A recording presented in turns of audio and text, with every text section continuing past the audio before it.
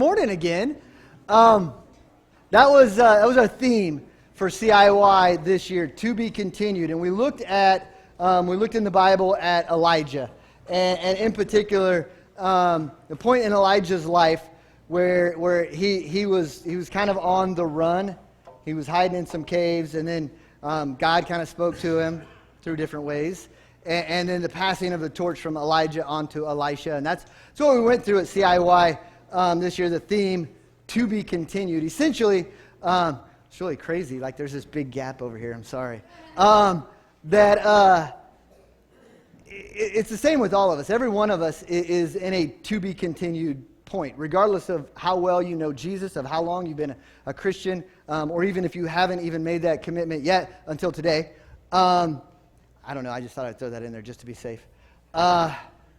Wherever you're at, there is a next step, and CIY Move is about taking that next step and moving. And so our theme was to be continued. And for me, just real quick, my perspective of CIY, I had not been to a CIY Move conference prior to taking the position here to serve at this church. And so a little over 2 years ago, I went to my first conference in Durango, and I'm throwing stuff. It's cool. I got to work on the left arm. And so I went out to the first conference in Durango. I really didn't know what to expect. I've been to youth conferences before, and so I had kind of this idea, but honestly, I was like, I'm not going to get my expectations too high.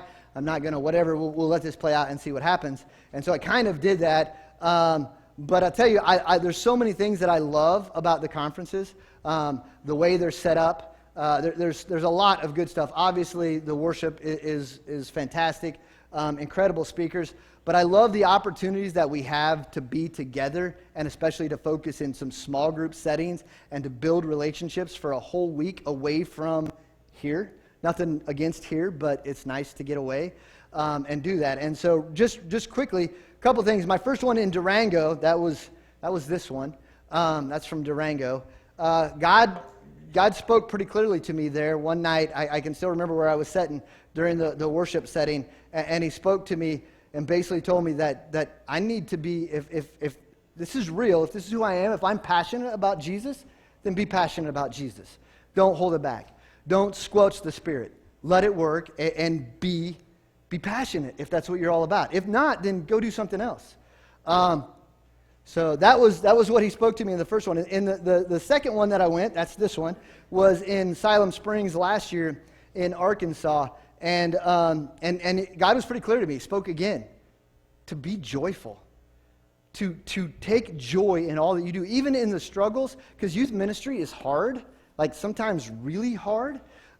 These guys are going through a lot of things that a lot of us have no idea until you sit in my office and you have a conversation and you hear, what's going on in their life. It's tough. So God reiterated the importance to have His joy even in those difficult times because of the hope and what is ahead. And then this is the last one. This is this year. And God spoke to me again pretty clearly one night.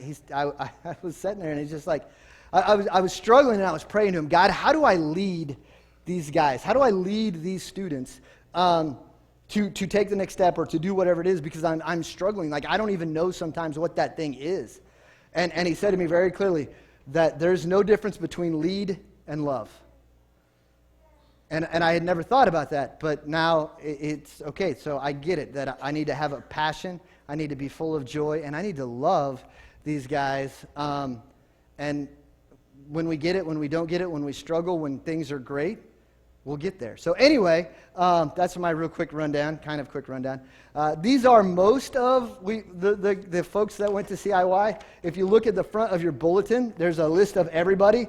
The dark ones, the bold ones or whatever, they were actually black. The other ones were blue. But anyway, those are the leaders, which now after Joni had a dream, they're called my life team, which I think is very appropriate. They are the life team, Fusion Life Team.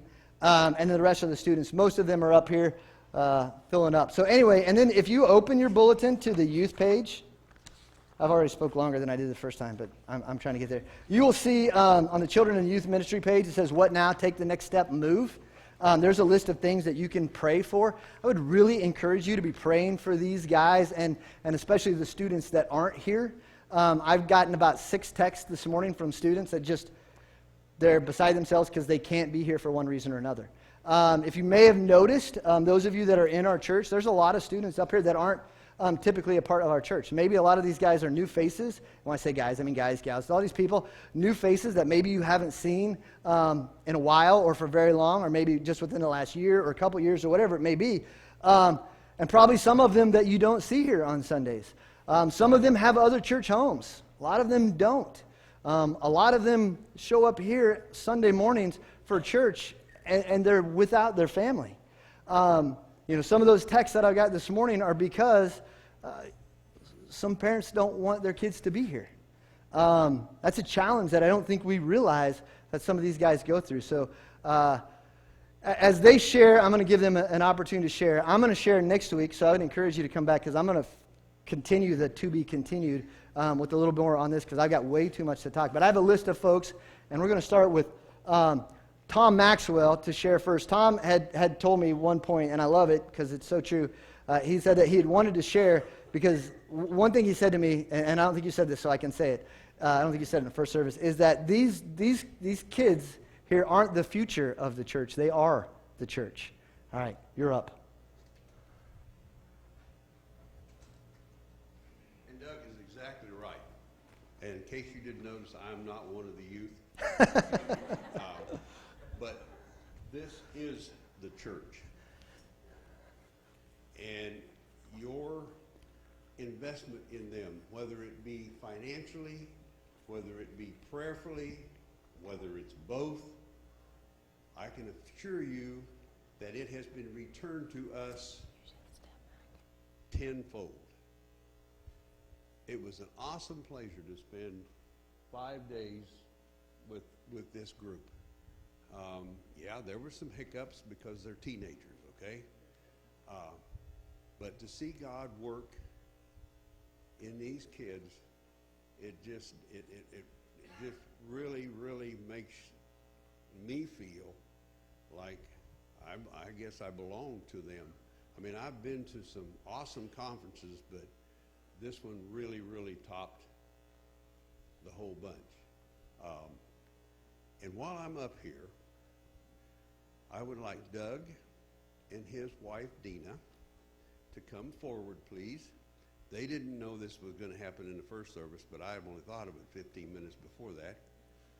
But you guys, the elder board and you folks made an awesome deal when you voted to hire these two. And yes, you hired Dina because she's just as much a part of it as I'm a veteran and Mary is a veteran right with me. But these two kids, and I say kids because they're the same age as mine and Dina's younger than mine, these kids back here love these kids as we do. And you really made an awesome, awesome deal by hiring them.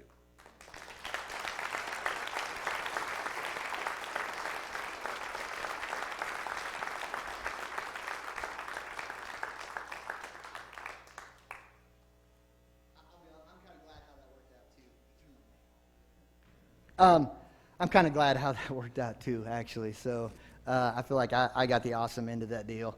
Tom kind of got called out a little bit, not really, but in a good way. There's a guy who kind of heads up everything, runs the show. We call him Coach. His name's Mike Smith. He was talking the last session, and he was looking, and we were sitting up front row, and Tom caught his eye, apparently, and he actually called Tom out, had Tom stand up. And talking to him afterwards, he says, I'm pretty confident most times I'm the oldest guy ever here. It's like, pretty sure this time I wasn't the oldest guy here. So he had Tom stand up, and everybody clapped for him. It was good. It was good. It was so good. The next person that I have to speak is Asa Carr. Yeah, there you go. I'll just let you go. I'll talk afterwards.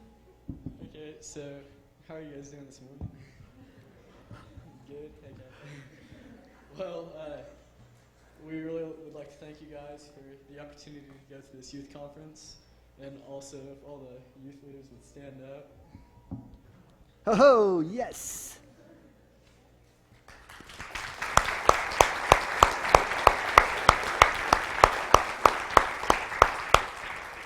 thank you guys for everything you do, all the stuff you guys have to go through with us. We really appreciate it. Surprised you guys stick with us sometimes. But it's just great to see a bunch of people growing here. Like, I know Juice, he's over there. So, not too long ago, Juice wasn't in a very good place, but honestly, lately you can see him changing, and it's awesome to see that kind of stuff happening for these people.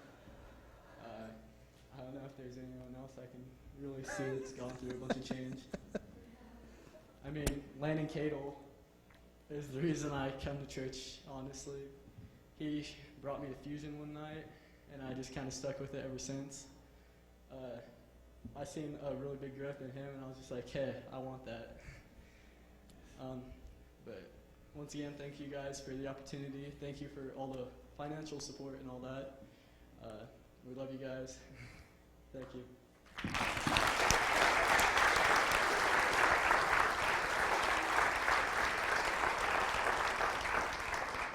Ace is one of those kids that you can throw in that list of kids that you like to see growth out of, because I'm telling you, I secretly was watching Asa all week long, just seeing him absorb and grow, and it's been that way. I remember the first time I ever met Asa. He probably doesn't remember this. It was on the bridge by Chautauqua Park. He was walking home. Landon Cadle was in the car with me.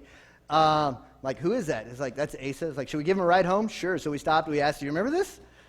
Think so. So he hopped in. I gave him a ride home. Didn't know. I was like, we should get that kid to Fusion. And I tried and I tacked, but I'll tell you, that's the power and the influence that you guys have in each other, getting him here. But watching him grow has been awesome. I loved when I sent out a text to the whole group about anybody that might like to share.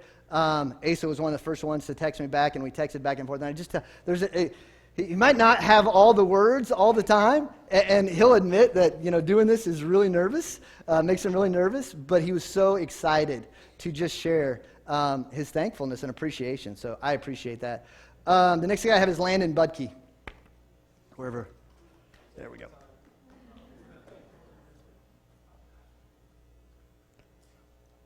Howdy. I didn't have you share. Now, My bad. CIY was absolutely Okay. great.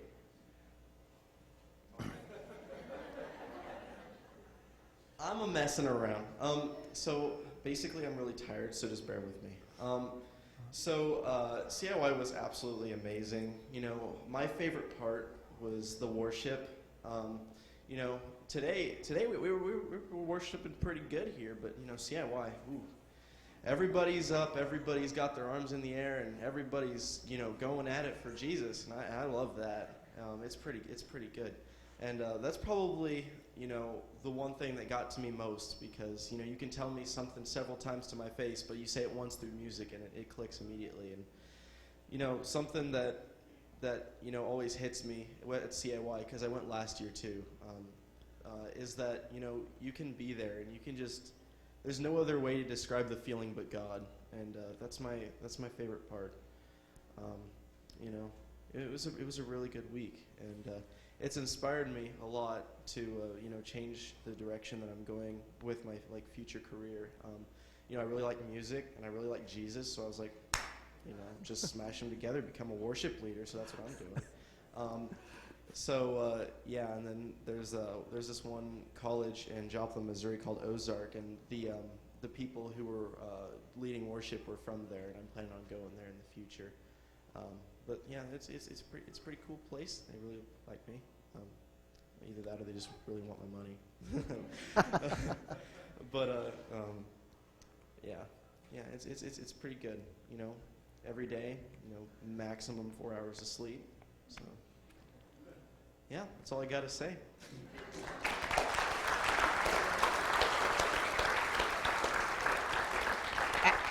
As a responsible youth pastor, I questioned many of the students about the sleeping habits and enforcing rules, and I've come to this ultimate struggle. While I would love for them to get 8 hours of sleep every day, I also love the conversations that happen at 2 o'clock in the morning about God.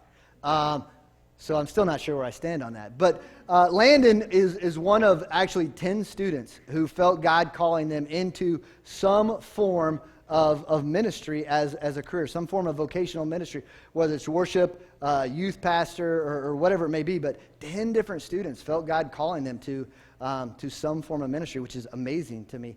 It's really amazing to me how God spoke through a lot of different students in different ways. And I'm going to have next up is Ariana, wherever, clear back there in the corner.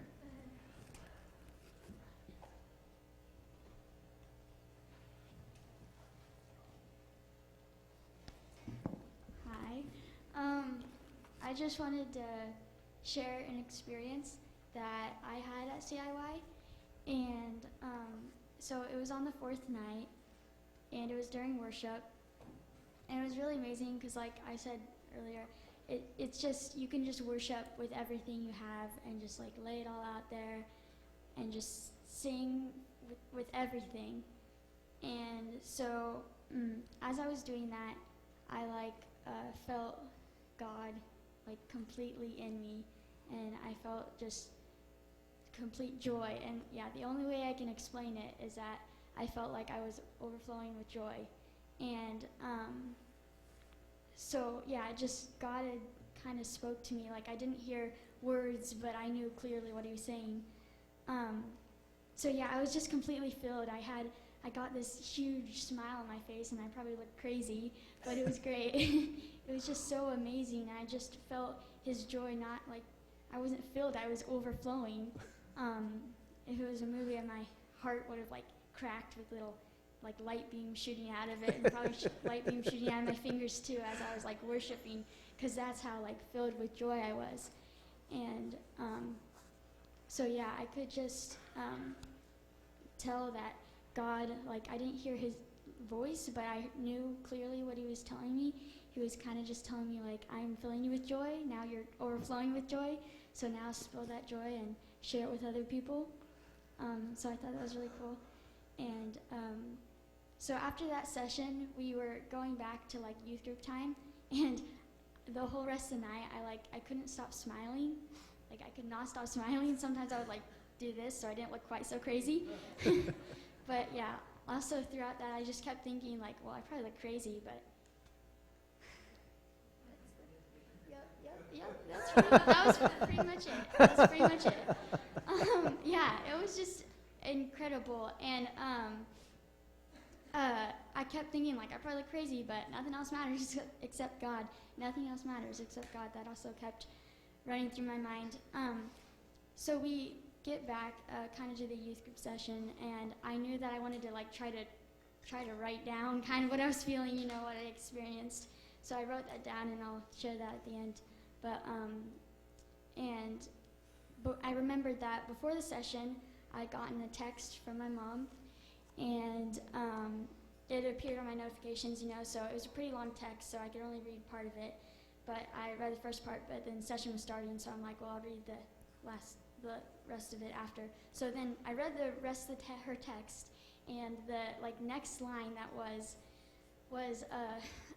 I am praying that the Lord will fill you with the Holy Spirit, and will show you, God will clearly talk to you about what he wants you to do. And I just started crying, because that's literally exactly what happened to me.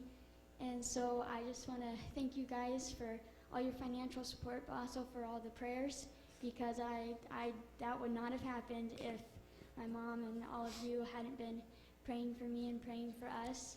And so I thank you guys for all your support, and it was just absolutely incredible. And there's no words to really describe what I was feeling, but I wrote down a little bit of what it was, so I'm just going to share that. I've never known the true meaning of being filled with the Holy Spirit until now. I feel Jesus working in the depths of my soul. He is pumping my heart, flowing through my veins, out to my fingers and my toes. I have so much joy that I can't help but let it flow out of me.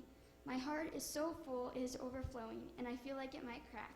Then maybe everyone could feel the things I'm feeling, so that the Spirit of Jesus could rain down on us all. I can't stop smiling and filling with joy. I'm overflowing. The only thing left to do now is share this joy with the help of Christ to everyone I possibly can.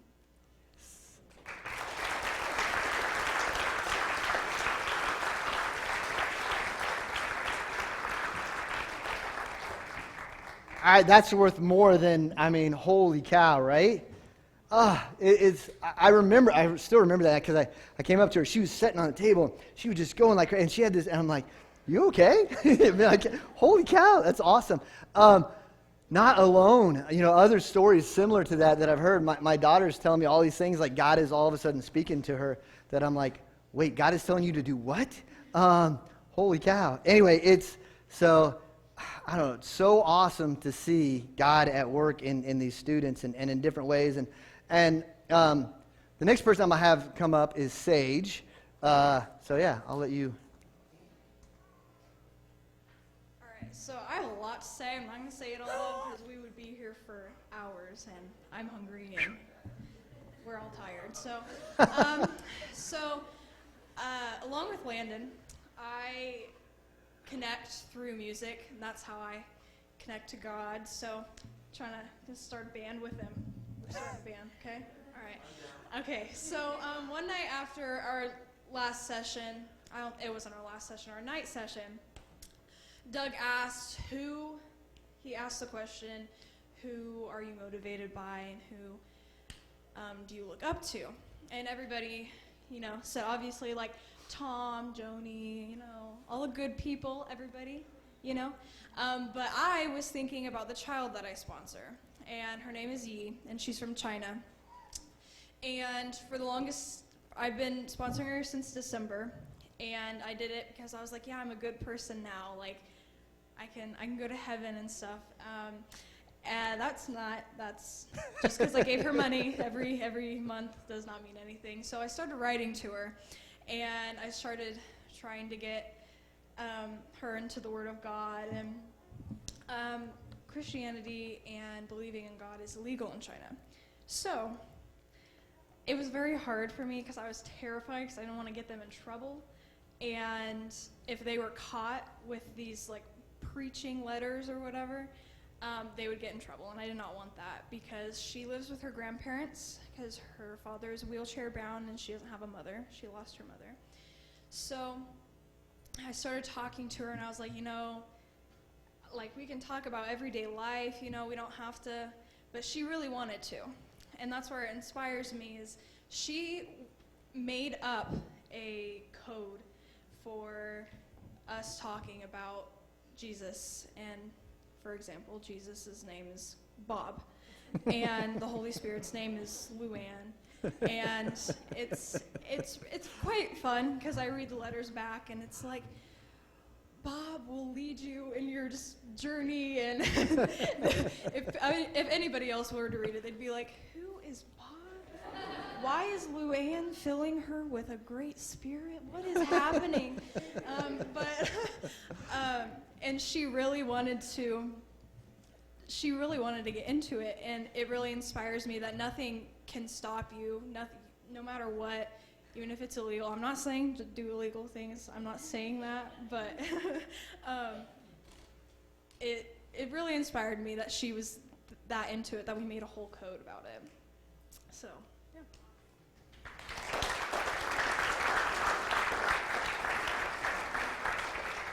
You might notice, like some of the guys, some people are wearing black Move shirts, like I have. Others have the whatever color that is. I don't. Mustard. It's apparently mustard. The mustard shirts. Those are kingdom worker shirts, and a big part of CIY is doing kingdom work. And there's a focus on kingdom work, which is essentially ways that we can do things to help grow the kingdom of God. And they can be simple little things, but that's just one example of kingdom work. And I think I'm glad that Sage wanted to share that because there's a lot of students. She's not the only one that's sponsoring other children or whatever, but there's a lot of these guys that are doing kingdom work. They lead worship every fourth Sunday. They do a lot of different things that helps to grow the kingdom by just serving other people. And so that's another one of the things I love about CIY is the focus is not just while you're here and you're at our conference, but when you go back home. Are you serving? Are you doing what God is calling you to do? And so we've talked about that a lot. The next person I have up is Ali. Just look at Okay, so I want to talk specifically about a certain section that we had. Obviously, we were talking about Elijah, as you saw in the video earlier. And we had gotten to the point in his life where he had done many miraculous things through God, but then Jezebel threatened to kill him. So he got scared and he went off and he ran and hid in a cave in a mountain. And we talked about how we all have caves that we run off to, that we run away from God and we hide in the darkness and away from the light. And there were 5 specific caves, and what they would do is they'd say the cave's name and they'd describe it, and then they'd say, stand up if you struggle with this cave.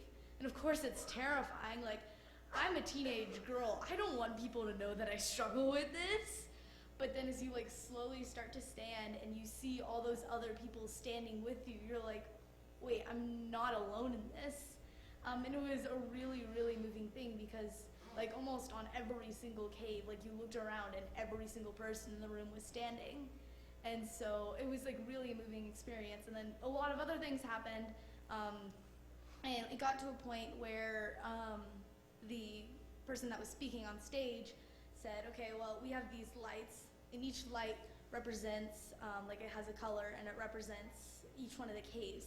Now, go to the cave where you struggle with personally, the one that you struggle with the most, and pray, talk to people there. And so I went to the cave apathy. That's something that I personally struggle with a lot. Before I went to CIY, I constantly said, I want to, but I don't want to, you know? And so it was a really hard thing for me to like actually like get into the Bible and want to get in the Bible. I knew that I wanted to in here, but I didn't want to in here. And so that was a really difficult thing for me to do. But once I got to that cave, I start to look around and I don't see a single person that I know. And so I'm like, okay, God, what do I do? I'm not just gonna stand here. I gotta do something, right? And so God's telling me, okay, you need to go pray for someone. I'm like, okay, who? I don't know any of these people. And I start looking around. I don't want to get this wrong. And I see a group of these 3 girls who I had no idea who they were. They were all huddling up and like hugging each other and crying. And he's like, go, them. And so I walk up to these girls and I like put my arms around them like, hey girls, can I pray for you? And they're all like crying, so they're like, yeah, I guess, you know, because we're all bawling our eyes out. And so I start to pray for these girls, and as I'm praying, more people start to come and like grab on and start hugging on these people too. And I later figure out that they were all people from our youth group. I don't know who all was there. I know Landon was, and I know Trayton was, and I know Susan was. I don't know if anyone else was, but that was just really, really nice for me to know that even when I was like stepping out there and putting myself out there, people from our church were still there backing me up and were there. Eventually, 2 of the girls went off and did something else. They might have went to another cave, I don't know. But one girl was still there and she was crying. And so I came up to her and I said, hey, can I pray for you personally? Is there anything that you need me to pray about? So we started praying, and then again, those 3 came up and started praying with us, and we were all praying, all 4 of us were praying on this girl. And again, we had no idea who she was.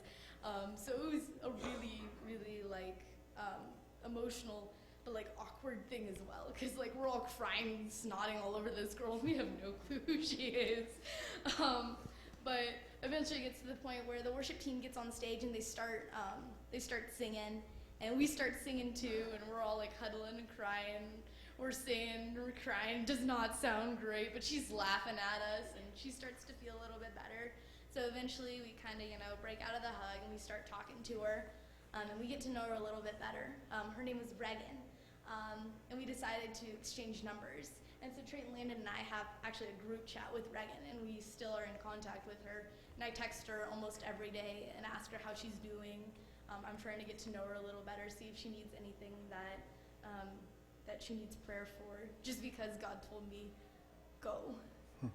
And I think it's kind of something that he's like pointing this church to do, is to just go.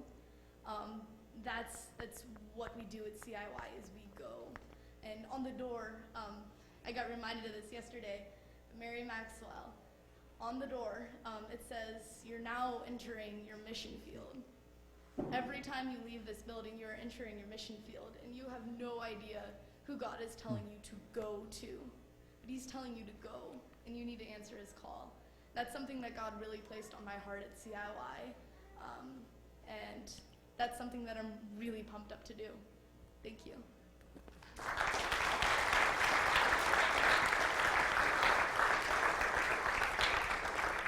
I feel fairly confident that if you pray for somebody today, you will not snot all over them. So that's good. That's good news. That should encourage you to pray for somebody.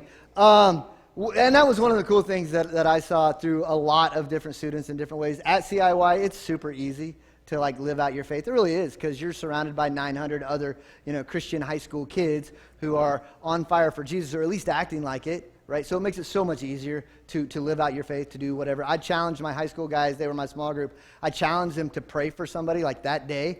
Somebody first I told them they didn't know, but then I narrowed it down to just somebody that wasn't a part of our group. Actually, I challenged all the guys with that. And it was cool to hear their responses of when they did go, because they're nervous and they're scared or whatever. But when you step out and do that, it's like it was actually really cool. Like the reaction was super awesome. And Tom actually did that and made some friends. So it was cool to see. And I think if we just understand that it's really not that much different here than it is there in those ways. So cool to see them do that. And I pray you guys continue to do that. Okay, so the next person on my list is Jeff.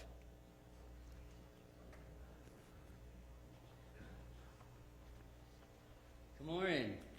Good morning. It's nice to see so many people here. The morning service was kind of a little bit smaller. For some reason, people must not like to get up early. If you don't know me, I'm a teaching assistant at the elementary school. I also drive a school bus. I really like the youth. I like working with the youth. That's where I'm devoted at. I mean, that's my calling, is to help out with the youth as much as I can. And this is such an honor and a privilege to go on this trip and enjoy it with all these kids. The reason why I brought up about the elementary school, I probably know most all the kids at the elementary school, but I hardly knew any of these guys because they're at the high school all the time. So I got to know their names, got to know them a little bit better. And we divided into small groups, so that allowed us to get closer to some of the students. And luckily, my small group was a small group. It consisted of 3 students. And Tom had a small group too. We roomed together, and I would tease him every morning that I have to figure out where all my kids are, and that he's got it easy because he's only got 13 in his small group, which I wasn't able to encourage the first service, but that brings up a topic. It would be nice if we had enough sponsors to get that group down to where you have like 5, 7 kids, and you can be more intimate with them, get to know them, understand where they are, and then they have a tendency to open up more. So I've got a lot out of my small group because there was just myself and 3 others where Tom probably struggled trying to deal with 13 teenagers wiggling around and thinking about other things. You're probably wondering about this skunk story. Who was here last week that wants to hear about the skunk story? It was to be continued. I tried to lure you in so that you would come and listen to the story of the skunk. So I drove the bus down there, and we were promised by Doug that we would stop at Walmart somewhere along the way at some time and be able to get snacks and things that they might need at Walmart.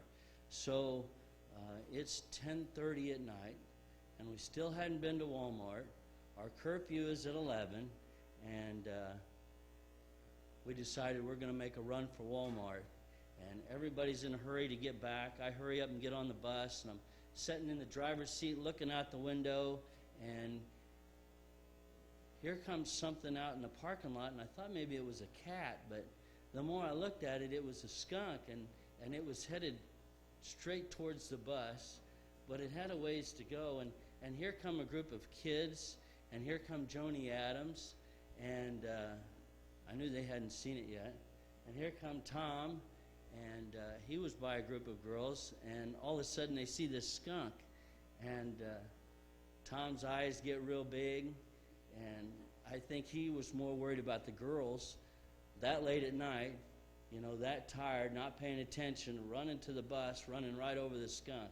So he's hollering at them to be careful and go around, and Joni, I think she was freaking out. She didn't know what to do, and so she skirted around, and the skunk, it doesn't have a real exciting end. It just kind of works its way back over into a flower bush and disappears. And of course, some of the kids wanted to go and chase after it, but we got them all on the bus, and that's the skunk story. Something else, I roomed with Tom, and this was the first time I'd ever been able to go to camp, conference like this, and so being the first time, it was quite an experience. And Tom being my roommate, we walked in the room, and it was just like we were at camp when I was a kid, you know, that I didn't get to go to. Guess what we had to sleep in? Bunk beds. Tom says I'm on the bottom. So I got to sleep on the top bunk the whole time. He bragged about how old he was, you know, and probably being the oldest one there. Well, there was an older gentleman that come in at lunchtime, and I said, Tom, I think I found somebody that might be as old as you are or older. And he says, where's he at? Point him out. So I pointed him out, and I didn't go over and ask him. It just so happened when I went to get my drink, there he was. And I said, hey, we got a question. I said, I got a guy that thinks he's the oldest person here. And I said, I think you might have him beat. And he said the same thing. He says, where's he at? Show me. And so I pointed Tom out. Tom was getting a drink, and he said, well, how old is he? And I said, he says he's 76. I said, how old are you? He says, man, he's got me beat. I'm 71. So there was a few older people there, and they did a great job. Tom was a big encouragement for me, helped me grow while I was there, supported me the whole time.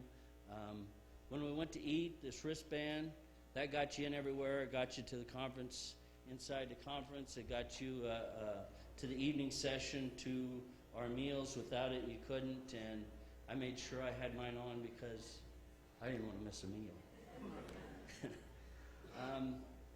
I had in our small group Grady Seifert, Matt Cordell, and Grant Ingram. And they were fun to watch grow while they were there. They're in our fusion group, junior high, on Wednesday nights.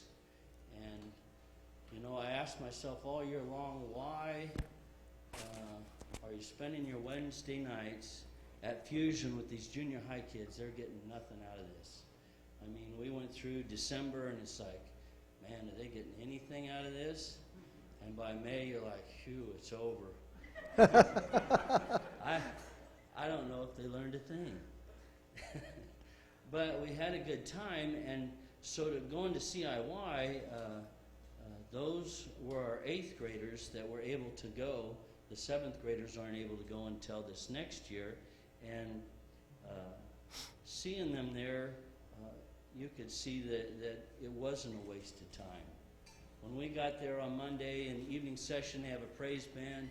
Everybody gets to rush up to the stage, and they're all waving their hands and praising God and singing songs, and it's real neat to see. And here's my 3 students back at their seat, standing like this, barely singing, and it's like, wow, I hope they open up. By Wednesday, they're up front, hands in the air, singing. All 3 of them, they stuck together. They were like a wolf pack. Everywhere they went, they were together. and it was really neat to see. Max helps me out with the junior high boys. He wasn't privileged to see what I got to see and how all that time was worth it. It really was. They shared some things. I talked about them, sharing things because we were such a small group.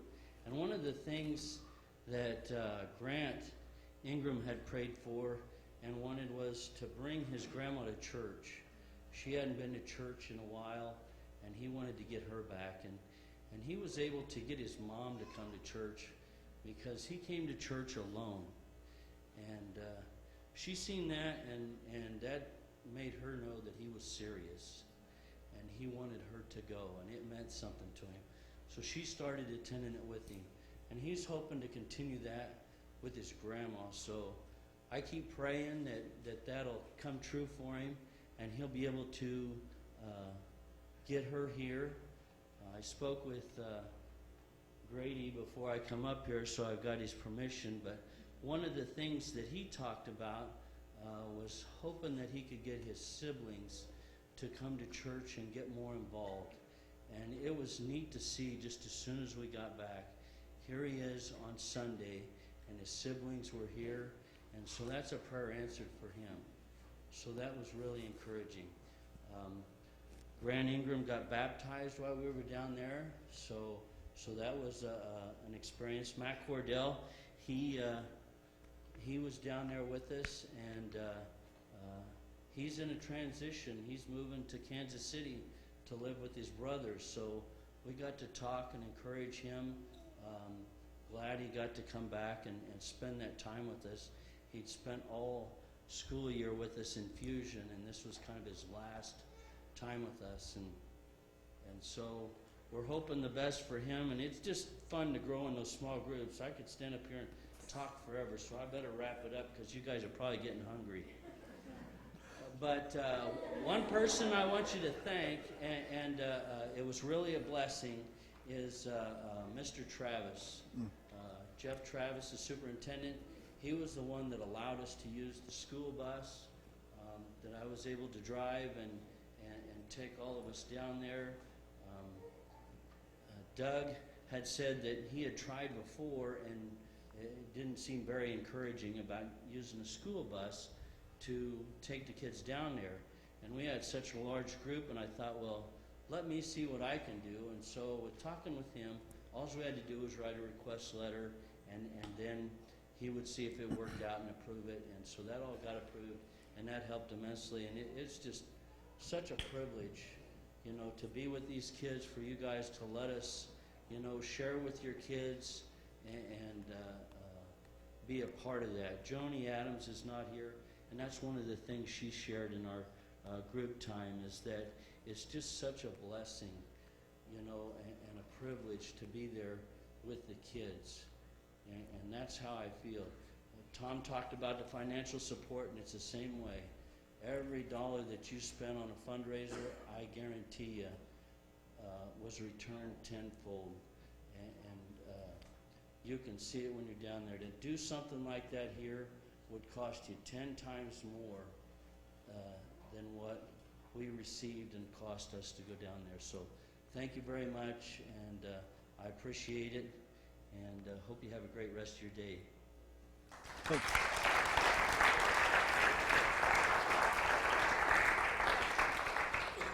Real quick on the bus thing, just to touch base, that worked out. Of course, it's good to have connections. So to know somebody who has connections is good too, I guess. Thanks for your work on that. But Mr. Trapp, they basically donated the bus. The school donated the bus to us to use, and I sat in his office, and he said, it's our kids are benefiting, and that's what we want. And so it was really cool. It cost us nothing except for we had to fuel it up, and then part of the agreement was that then we would pay whatever the school's driver was that they provided. Well, Jeff was the driver, and he donated his time. So all it cost us was fuel for the bus, which is, that honestly probably saved us about $4,000. It's crazy awesome how that works. So thankful for that. All right, let's see. Next on my list, we're getting close, I promise, is Susan.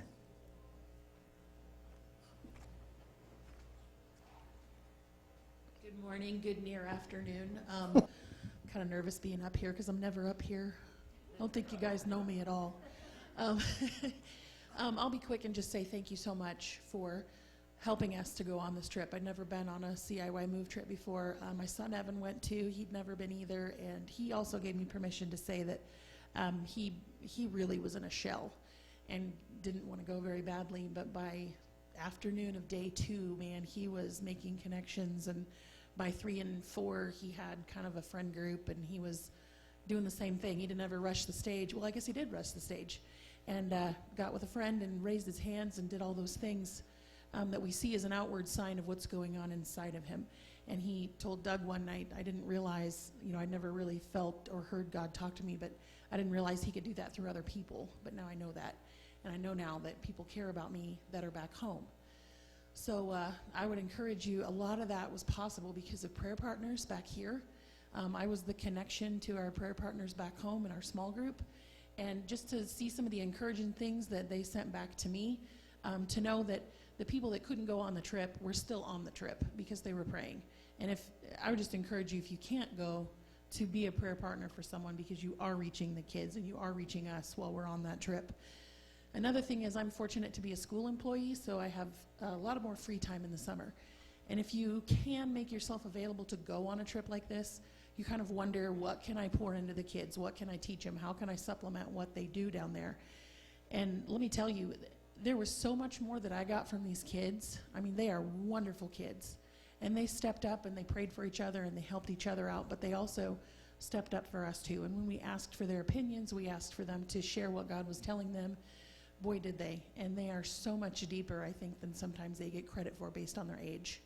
But they're just great, and we learned so much about each other, and it was all possible because of the trip, and obviously because of God and you guys. So thank you.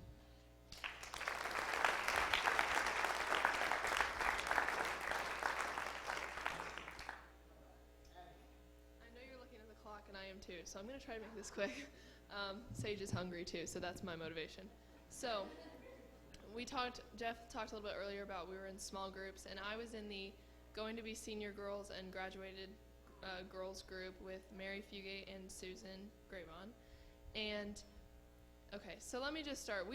All of us have been together for a while. Susan was kind of our newbie, but she fit right in. I mean, we all forget that she wasn't even there the whole time. Like, it was just CIY was the first time she was with us, but she just fit right in. So anyway, so all of us were already pretty close going into this, our small group was, and so we felt pretty comfortable sharing stuff with each other. And it was like the first small group time, maybe even the first day, I was just sharing with them, like, I don't feel like I'm going to get much out of this week. And the way I pictured it, the way I described it was I felt like there was a glass wall between me and God. And it's not that I had walked away from my faith or anything. I just felt like I wasn't as close to him as I had been in the past. And so we're a day in, and I'm just complaining already, like, okay, well, this might not be because I went last year, and the first day just, like, hit me, and everything was just so much easier, but I felt like this year was going to be harder for me to open back up. And so we get through the second full day, and I'm still just complaining. And I had been praying, like, all the time with God during a morning session.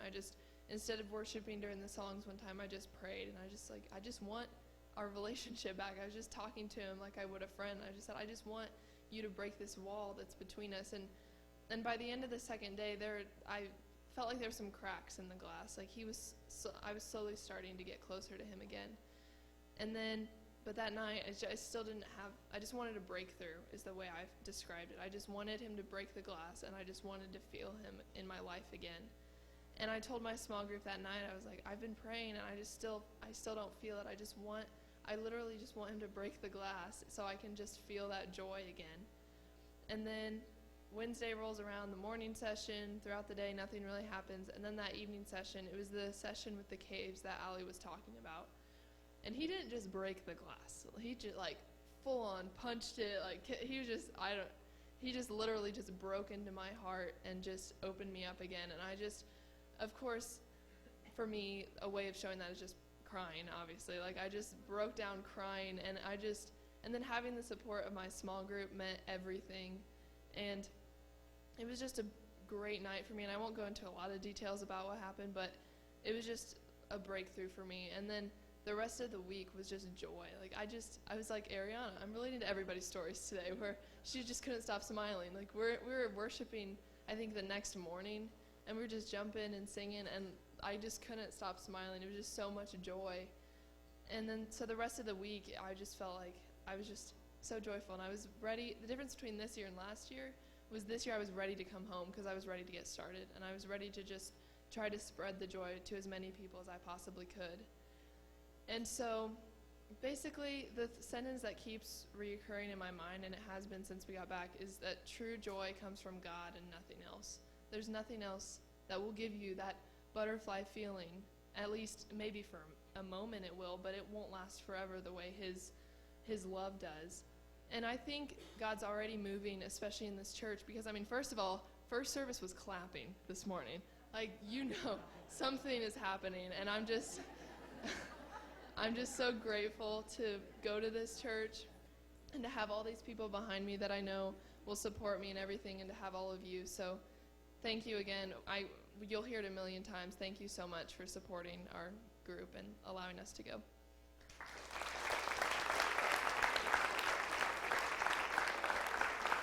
You know what? God doesn't care if you're hungry or not, because I'm not on the schedule. Doug asked me Friday night. I said, no, Doug, no, I don't do this. Okay? But I just had to get up here because I've been on several of these trips, and I want my girls from Warrensburg to stand up. See, they're like me. They won't do it either.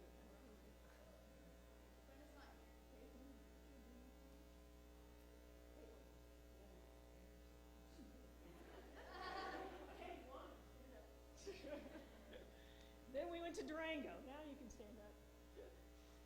Okay. And then this year we went to Arkansas. Okay. And I guess the reason I'm doing that is I've seen these girls grow over 4 years. And, I can't tell all the stories up here, but it's just amazing to see that. They're seniors, and some of them graduated.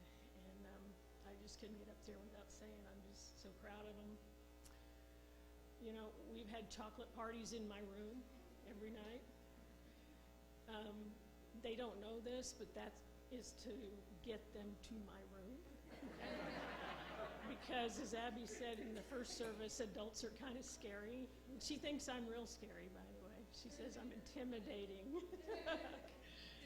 I turned the radio off in the car 45 minutes from Arkansas. I have high expectations. I have girls with boyfriends this year.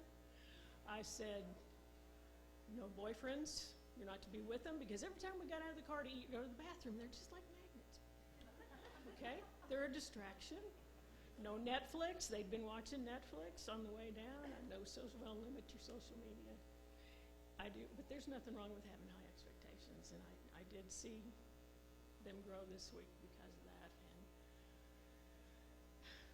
these are my girls, and I'm so proud. Thank you for helping us.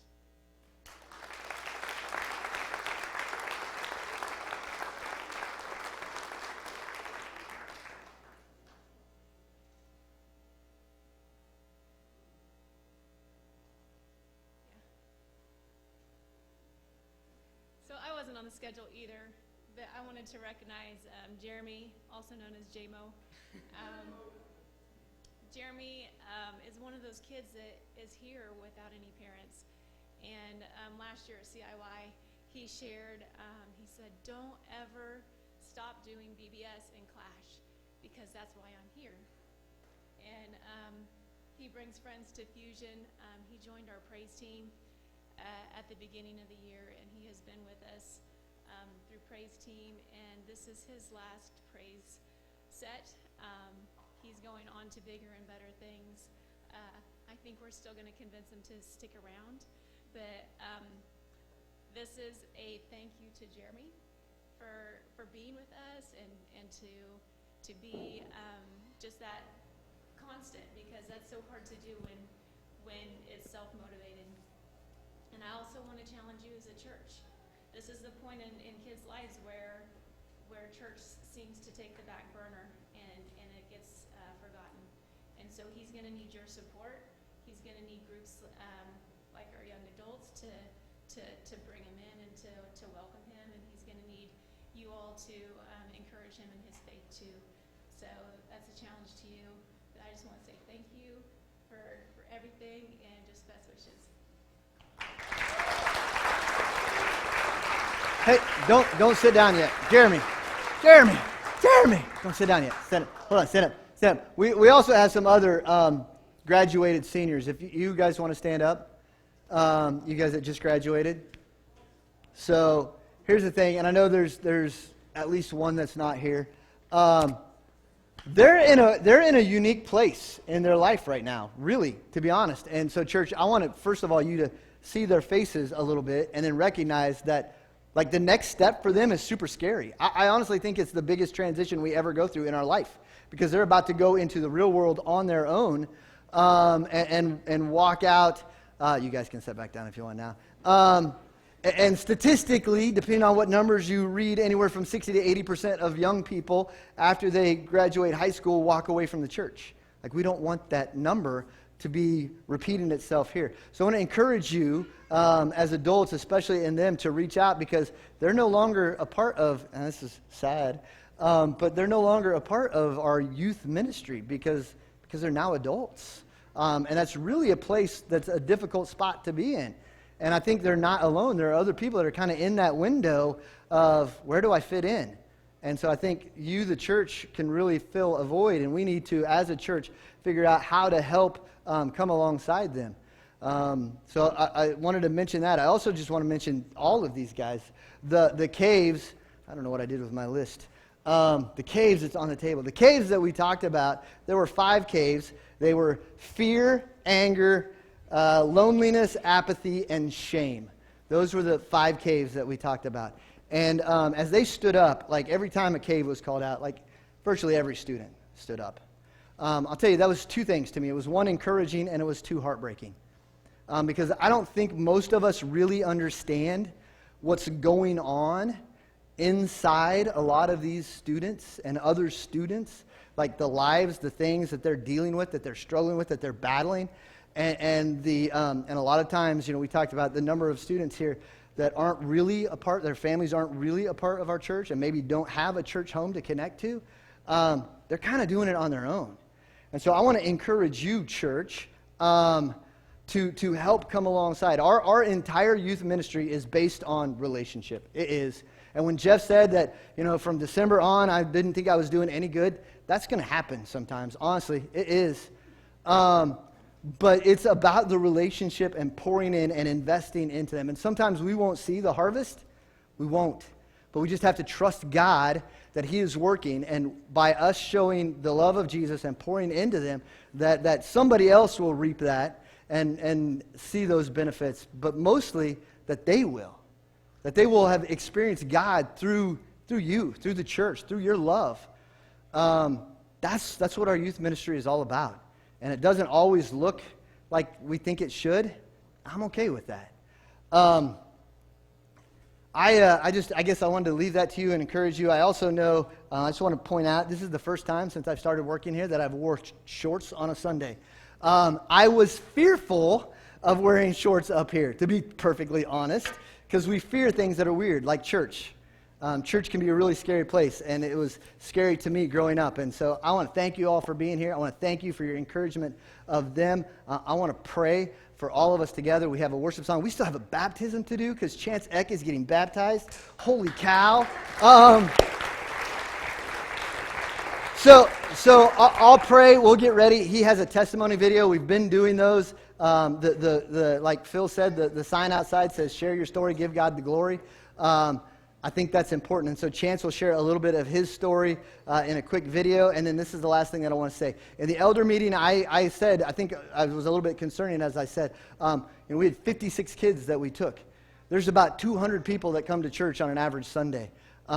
Those numbers don't really compute real well. I was doing a comparison as a thief of joy, and you should never do it because you'll either end up disappointed or prideful, and I don't want to either of those. But looking at other churches with similar numbers, they're way bigger than ours. What that does is that puts a huge onus on you as a church. How do we continue this? Like, I don't know if it's sustainable. And Gary Allen said, if God is in it, it's sustainable. Thank you, Gary. You're absolutely right. Let's pray.